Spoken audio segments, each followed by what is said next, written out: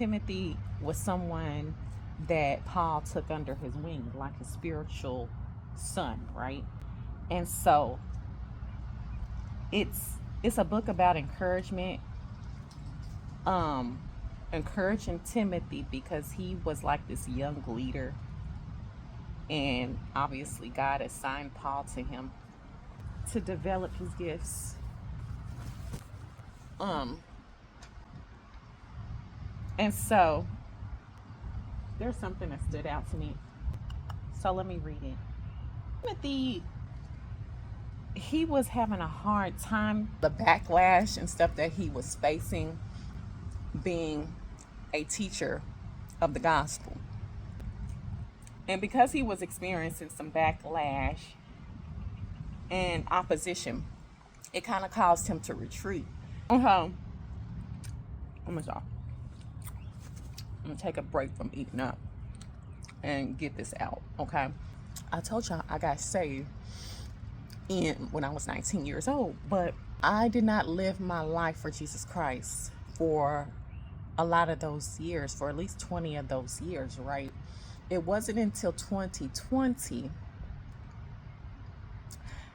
I started really walking with Jesus Christ sincerely. I rededicated my life to him. I realized some stuff that I was in, and I realized that I was saved, but I wasn't in purpose. I was out of alignment, and I was playing church basically. I realized I had been involved in some things, taking part in activities I had no business, and I was opening myself up to all kinds of sin, all kinds of evil, and that I was basically playing around on the enemy's playground. Okay, I was in his territory. And because I was in his territory, I everything seemed to be quiet and was in my head. I ain't gonna say going good, but things were quiet, right? I was like, well, I'm saved, right? But I was way out of alignment, and so I told you I rededicated my life to God in 2020. When I did that, you guys, something happened that I had never experienced before, and I'm talking about never. All hell broke loose. I threw those tarot cards away, baby. I threw those crystals. I threw that sage, all that mess. I threw it in the dumpster, and I was done with it for real. To watch certain types of content I had no business watching. I was done with that. God delivered me. He delivered me from weed. He delivered me from alcoholism. All of this did not happen in one day. It was a process, right? But I noticed something. I started experiencing spiritual warfare. Imagine spiritual warfare like this. There's different levels to it. Let's say there's 10 levels, right? 1 to 10, okay? 10 being the worst. I was on a 10. All of a sudden, I went from 0 to 10 overnight. It was like Satan's kingdom realized that I was really serious about following Jesus Christ. And when that happened, I experienced heavy warfare. Things that y'all probably wouldn't even believe me if I told y'all. I was like, Lord, what is this? What is going on? And he came in and he reminded me this is a part of the process. He's like, don't be alarmed. This is very normal. You cannot run from it. You know, this is what comes with following me, but it is temporary. Now, what he was saying was the specific warfare that I was experiencing was caused by a door that I had opened to Satan's kingdom. And so God didn't immediately shut it. Even though I asked him to shut it, he didn't immediately shut it. He allowed it go on for an extended amount of time. And then he eventually shut that door. Now it's closed. When you're walking with Jesus Christ, that never ends long as you're walking this earth. Now, there are different levels to it. One season you might be on it doesn't even depend on seasons. Yeah, it does. Okay. The season that I'm currently in, you're going to be on a 5 to a 10. I'm going to go say to a 10 right now. I would say the warfare that I've experienced in this current season have been like 4 to like a 7. Okay. But I've been in the 8, 9s, and 10s, and that's not fun. Okay. You can barely think straight when you're in a 8, 9, and 10. But that's where you usually end up. And that is a lot of the reason why a lot of people don't.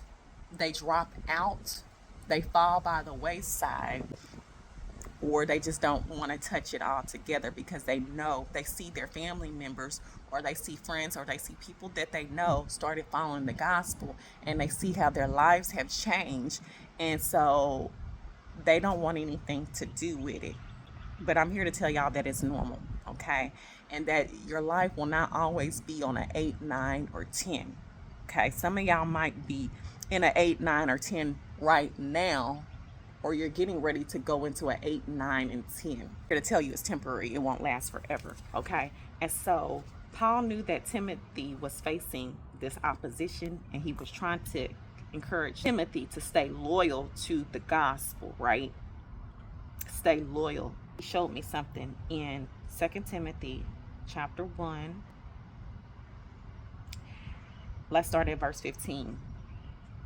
You know that everyone in the province of Asia has deserted me. This is Paul speaking. Everyone in the province of Asia has deserted me, including Phygelus and Hermogenes. May the Lord show mercy to the household of Onesiphorus, because he often refreshed me and was not ashamed of my chains. On the contrary, when he was in Rome, he searched hard for me until he found me. May the Lord grant that he will find mercy from the Lord on that day. You know very well in how many ways he helped me in Ephesus. God will grace certain people to not be afraid of the chains that you're currently in, okay? Because the chains that you're currently in, they're just a part of the process, but they are not going to stay. You can't stay in prison forever. You got stuff to do. But what I've noticed is, since I've been in chains, right? Because that's what I'm currently in chains. I cannot leave Pensacola. I can leave Pensacola because God always gives us a choice, okay? That's the thing about God. He's a gentleman. He doesn't chain you up literally and force you to stay. You have a choice. You can either stay loyal to God, or you can be loyal to the world and do things your way.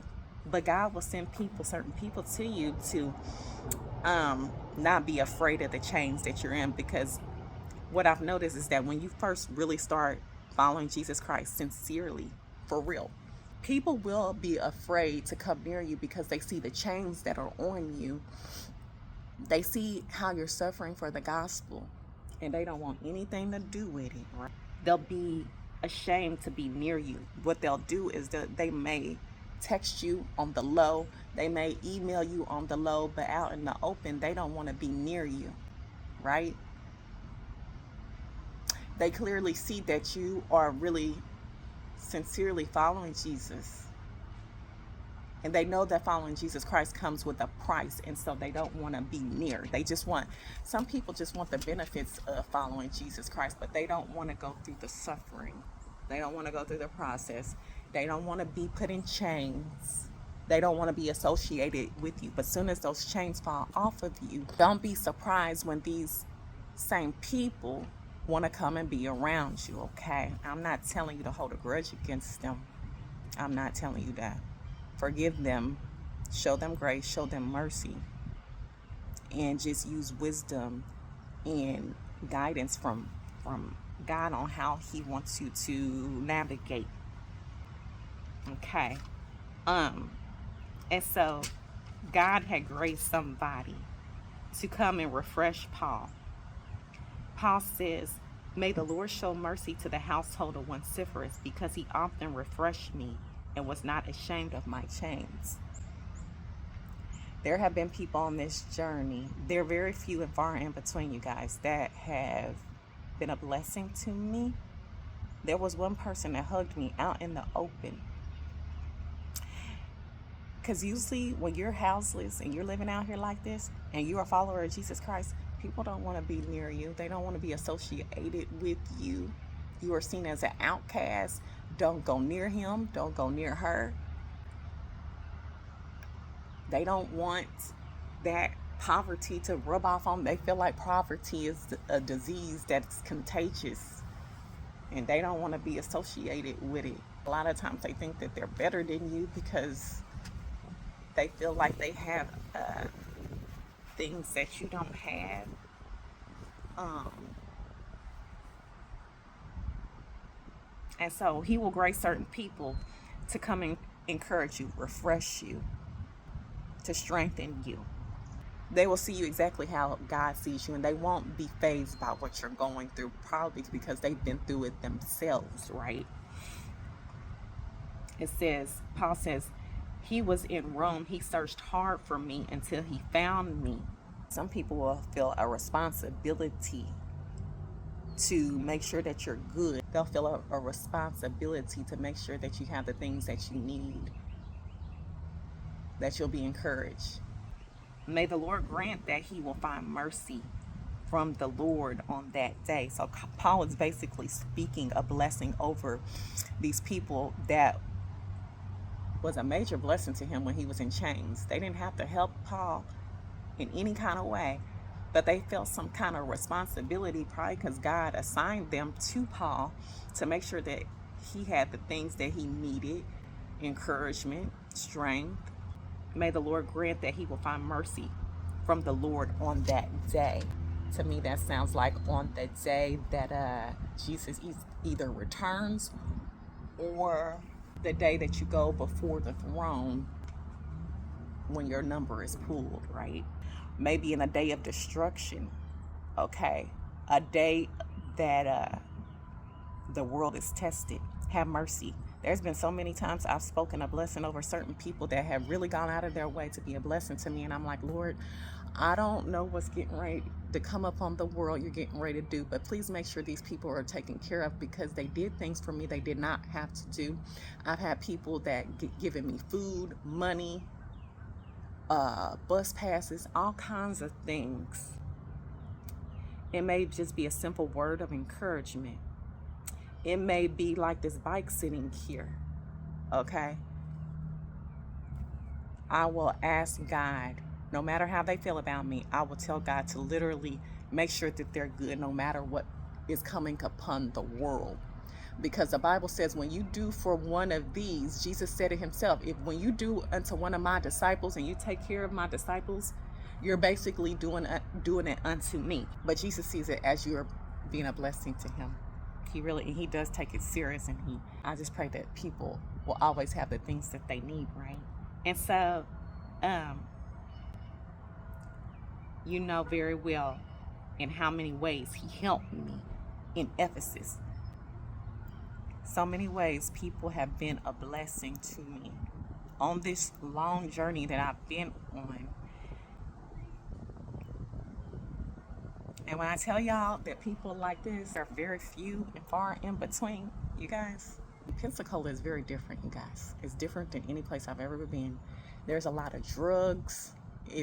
There's a lot of partying here. It's heavy in drugs. It's heavy in party. It's heavy laden with sin and corruption. But God has seen fit for the people that live here to act in a way that's out of character. They have been a true blessing to me. Even though I recognize the environment, I'm living among the environment, I'm used to it now. But at first, it was taking its toll on me, and I was starting to merge with the environment and become like the people here. If you're not careful, you'll become like the people in your environment. So you have to be mindful of that.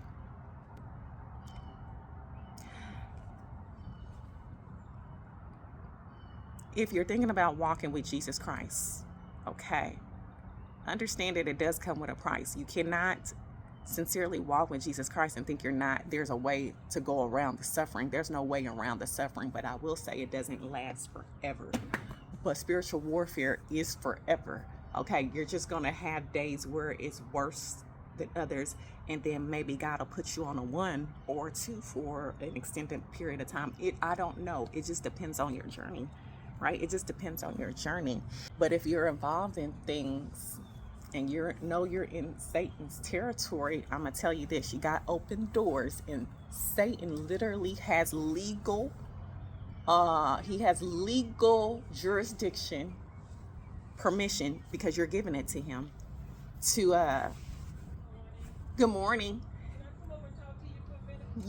Yes, just give me one moment, okay? I'll go around. Thank you. Okay.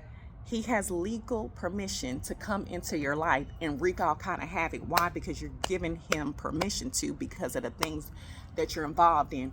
And that can be sex before marriage. That can be involved in divination. That could be astrology, coming into agreement with astrology. Even through conversations, when people ask you what your sign is and you tell them you a Scorpio, you a Sagittarius, you a this, you a that, you're coming into agreement with that stuff. And so what you're doing is you're giving Satan legal grounds to have access to you. And God he's not pleased with that. He can't do anything with you. He can't touch you because you defile yourself, right? And so yeah, just keep that in mind. I'm not going to go into, y'all know what I mean, okay? And if you don't know what I mean, you can always look up scriptures in the Bible that talks about this, okay? Anyway, I'm going to leave on that note. Pray this message was a blessing to you. Remember, begin discovering your purpose in Jesus Christ today and watch your life flourish in more ways than one. Talk to you later.